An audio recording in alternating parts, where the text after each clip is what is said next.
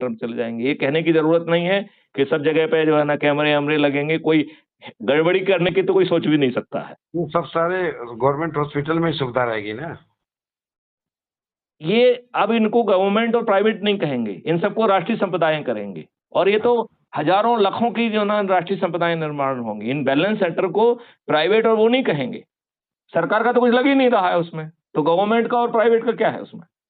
बिल्कुल। जमीन के मालिक जो है ना लैंड ओनर्स क्लब के लोग हैं, बाकी लोग जो है ना वहां पर उनके पोटेंशियल के हिसाब से वेल ट्रेन करके उन्हें लगाया गया है। तो ये एंटिटी होगी, it will work as a entity और ये राष्ट्रीय संपदा के रूप में काम करेगी। तो हम अब प्राइवेट और सरकारी इस तरीके के मतभेद को भूल जाएंगे। हमारे लिए जो सेवा के लिए चीज बनी हुई है, जो 5 मौलिक अधिकारों के लिए चीज बनी हुई है, वो राष्ट्रीय संपदा है। और ये चूंकि भारत सरकार का तो एक पैसा ही नहीं लग रहा है, तो उसे शासकीय कहने की कोई जरूरत है नहीं। बिल्कुल। बात समझ रहे हैं ना, जब सरकार की एक पैनी नहीं लग रही तो शासकीय क्यों कहेंगे उसे, बिल्कुल। उसको राष्ट्रीय संपत्ति कहेंगे। जी। राइट। तो अब आपको जो है ना ऐसा हेल्थ का मिल गया है। अब नेक्स्ट जो मौलिक अधिकार है समृद्धि और खुशहाली का। तो जितना पैसा कलवृक्ष का जो है ना पटने के बाद आपकी समृद्धि शुरू हो जाना है, होना है कि नहीं होना है। बिल्कुल। राइट।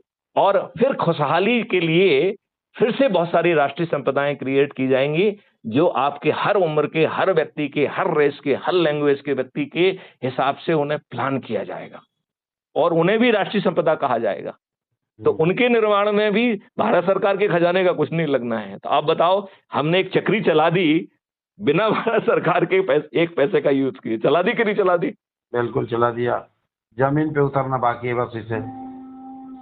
तो इसको जमीन पे उतरने के लिए सबसे बड़ी बाधा है आज के राजनेता। हाँ।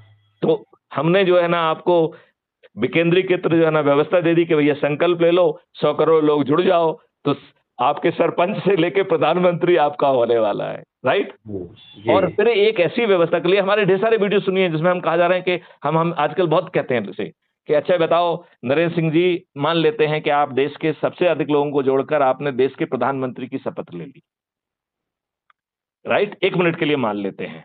अब हम नरेंद्र सिंह जी को चुनौती देते हैं कि मिस्टर नरेंद्र सिंह जी, आपने अच्छाई का लवादा लेके आपने लोगों को जोड़कर संख्या बल के आधार पर आप प्रधानमंत्री की शपथ ले लिए हैं। ऐसे व्यक्ति यदि अंदर से दुष्ट होने के बावजूद भी गड़बड़ी नहीं कर पाएंगे। तो नरेंद्र सिंह जी, आप सुनना चाहेंगे कि 1 मिनट के लिए कि नरेंद्र सिंह जी देश में सबसे अधिक लोगों को जोड़कर